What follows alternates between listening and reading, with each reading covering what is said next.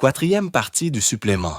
قال من يحيي العظام وهي رميم قل يحييها الذي أنشاها أول مرة وهو بكل خلق عليم. C'est-à-dire, l'homme dira, qui va redonner la vie à des ossements réduits en poussière? Dis-lui, celui qui les a créés et leur a donné la vie les ressuscitera. Comme il était mentionné dans le troisième exemple de la 9e vérité de la 10e parole, un individu peut très bien former devant nos yeux une grande armée en un seul jour. Si quelqu'un disait « cet individu est capable de rassembler toutes les troupes de son armée, dont les soldats sont dispersés pour se reposer, et ce, au moyen du son d'un clairon, et que tu réponds « je n'y crois pas », tu comprendras bien quelle dénégation insensée cela représente. Similairement, au sujet de l'être omnipotent et omniscient qui du néant enrôle et met en place à travers le commandement « Sois » et tout est aussitôt, tous les atomes et toutes les facultés des corps, lesquels sont comme des régiments, des animaux et des autres êtres vivants, lesquels sont comme une armée, dans un ordre parfait et un équilibre d'une haute sagesse. Cet être qui crée chaque siècle, ou plutôt chaque printemps, des centaines de milliers de différentes espèces et classes d'êtres vivants qui peuplent la surface de la Terre et qui ressemblent à une armée.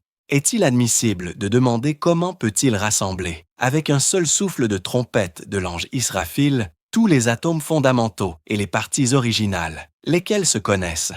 Du fait qu'ils font partie du système d'un même corps qui ressemble à un régiment. Tu commettrais une grande sottise si tu devais considérer cela comme invraisemblable. Dans le Coran, le Tout-Puissant mentionne tantôt ces œuvres merveilleuses dans ce monde, afin de préparer le cœur à accepter et l'esprit à affirmer les œuvres extraordinaires de Dieu dans l'au-delà. Tantôt ces œuvres extraordinaires dans le futur et l'au-delà, de sorte qu'en voyant leurs semblables, nous arrivions à en être convaincus. Voici un exemple dans le verset suivant. أولم يرى الإنسان أنا خلقناه من نطفة فإذا هو خصيم مبين. Et dans le reste de la sourate, le sage Coran prouve ainsi de 7 ou 8 façons différentes la question de la résurrection. Il attire d'abord notre attention sur notre origine. Il dit « Vous voyez bien les étapes de votre création, du sperme au caillot de sang, du caillot de sang à un morceau de chair amorphe, du morceau de chair amorphe jusqu'à une forme humaine. Comment osez-vous donc nier la deuxième création? Or celle-ci est pareille à la première, ou plutôt plus facile. Par ailleurs, avec des expressions comme الذي جعل لكم من الشجر الأخضر نارا. Le Coran indique les grandes faveurs que Dieu Tout-Puissant accorde à l'homme et dit « L'être qui vous comble de faveurs de la sorte, vous livrerait-il à vous-même, afin que vous entriez dans la tombe et y dormiez sans jamais vous réveiller ?» Il dit aussi, analogiquement, « Vous voyez la ressuscitation des arbres morts et leur verdoiement. En ne comparant pas cela à la ranimation des os secs comme du bois, vous considérez celle-ci invraisemblable. Par ailleurs, celui qui crée les cieux et la terre, serait-il incapable de donner la vie et la mort à l'être humain qui est le futigha, qui est le fruit de ces cieux et de cette terre? Celui qui prend soin de l'immense arbre, négligerait-il son fruit suprême en l'abandonnant à autrui? Croyez-vous qu'il rende vain et inutile l'arbre de la création, dont toutes les parties sont façonnées avec sagesse, en négligeant tous ses fruits? Le Coran dit aussi « L'être qui vous ressuscitera durant la résurrection est tel que toute la création est son soldat obéissant. Elle se soumet dans une résignation totale devant l'ordre.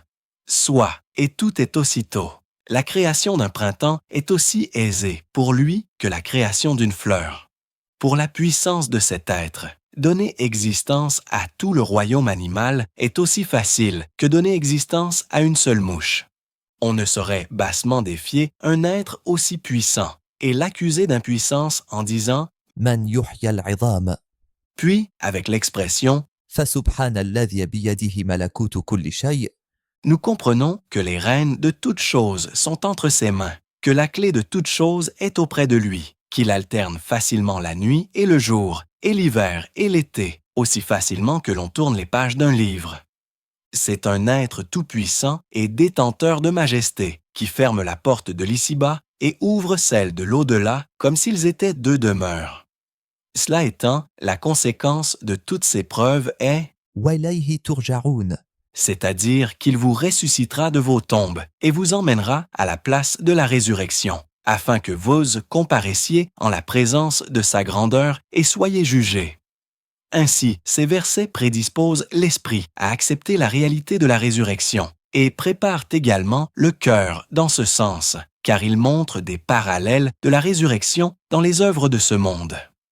Parfois, Dieu mentionne aussi dans le Coran les œuvres qu'il accomplira dans l'au-delà de telle façon qu'il attire notre attention sur leurs parallèles dans l'ici-bas, afin de ne donner lieu à aucun doute ni dénégation. Par exemple, dans les sourates qui commencent ainsi. إذا الشمس كورت إذا السماء انفطرت إذا السماء انشقت. Dieu mentionne les révolutions sublimes et les dispositions seigneuriales durant l'Apocalypse et la résurrection, d'une telle manière que, bien qu'elles terrifient le cœur et dépassent l'entendement, en voyant leurs parallèles dans ce monde, en automne et au printemps par exemple, l'homme les accepte facilement. Vu que même une brève interprétation de ces 3 sourates serait trop longue, considérons à titre d'exemple l'expression إذا الصحف نشرت. Ce verset indique que lors de la résurrection, les œuvres de chaque individu seront déployées par écrit sur une page. Cela paraît très étrange et au-delà de la portée de la raison humaine. Mais comme la sourate l'indique, de même que la résurrection printanière est semblable à d'autres points de la résurrection, sa ressemblance au déploiement des pages est évidente. Car chaque arbre fruitier, chaque plante à fleurs et chaque brin d'herbe a ses propres actions, œuvres et fonctions. Leur adoration de Dieu dépend de leur façon, de le glorifier en manifestant ses noms divins. Les œuvres des plantes ainsi que l'histoire de leur vie sont inscrites dans leurs graines et semences, lesquelles pousseront au printemps suivant dans un autre endroit.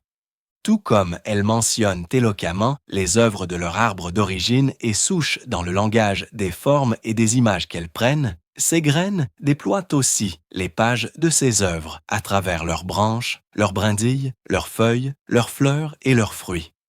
Ainsi, celui qui dit إذا الصحف نشرت. est le même être que celui qui accomplit devant nos yeux ses actes avec sagesse, ordonnance, soin et subtilité, et les préserve. Maintenant, compare d'autres points à celui-ci, et si tu en es capable, tu pourras en tirer des déductions. Pour t'aider, j'ajouterai ceci, l'expression إذا الشمس كورت. commence par le terme « takwir » qui porte le sens de « envelopper » et « rassembler » et indique un brillant exemple tout comme dénote son parallèle dans ce monde.